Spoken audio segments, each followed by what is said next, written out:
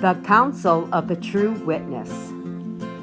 But the promise was that it would come again, and when it did, it would accomplish a shaking among the people of God. That time has come and is now in the past. Soon the loud cry will begin, and soon will that bring upon the wise and the foolish the fearful storm of persecution and trouble, which shall divide the wheat from the tares and the good from the bad fish. Those who cannot distinguish between these two shakings are still looking in the future for the shaking to come, whereas the first has already come and has been and still doing its divinely appointed work. Such mistaken ones are not saved in spite of their ignorance, any more than is the Jew who is still looking for the Messiah to come, when in fact he come almost 2,000 years ago without the Jews even knowing it. Thus, we can be sure that the shaking spoken of in the Great Controversy, page 608, is the second and final shaking. Before the loud cry begins, the fourth angel must return with his message. The message which was rejected in 1888, with that message he did return to the Advent people who, exactly as prophesied in Matthew 22, rejected their sacred call. But the dipping of the gospel net by means of the preaching of the Laodicean message was not without result, so that fish, good and bad, were gathered from the sea. All this takes place before the loud cry begins. Then, when it does begin to sound, those who have received the light of truth take that same message of the fourth angel in the mighty power of the Spirit to the churches of the world, with the result that once again the gospel net dips into the sea, bringing forth the fish, good and bad. Finally, there comes the closing scene when the great final test divides the good from the bad.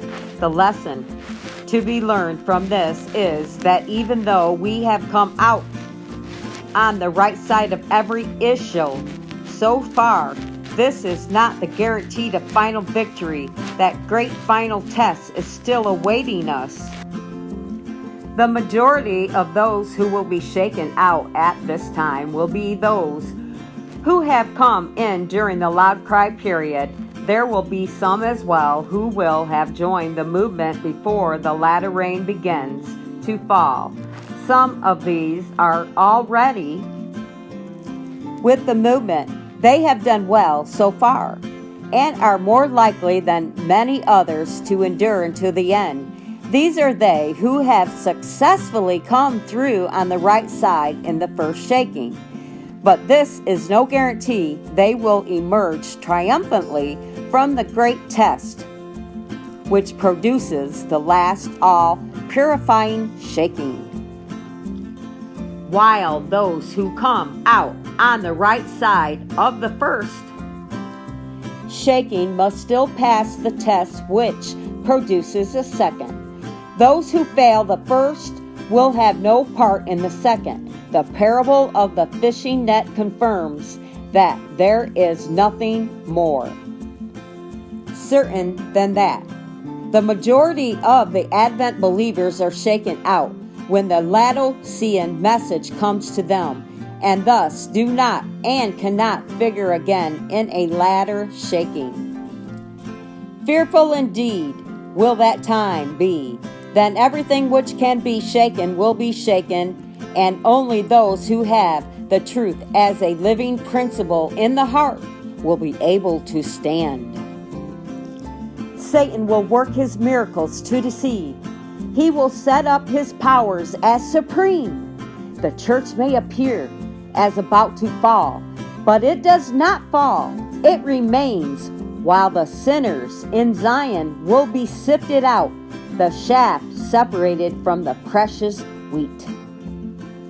This is a terrible ordeal, but nevertheless it must take place. None but those who have been overcoming by the blood of the Lamb and the word of their testimony will be found with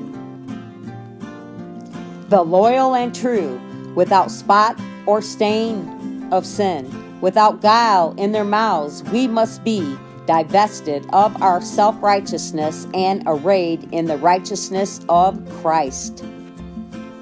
Now is the time for God's people to show themselves true to principle.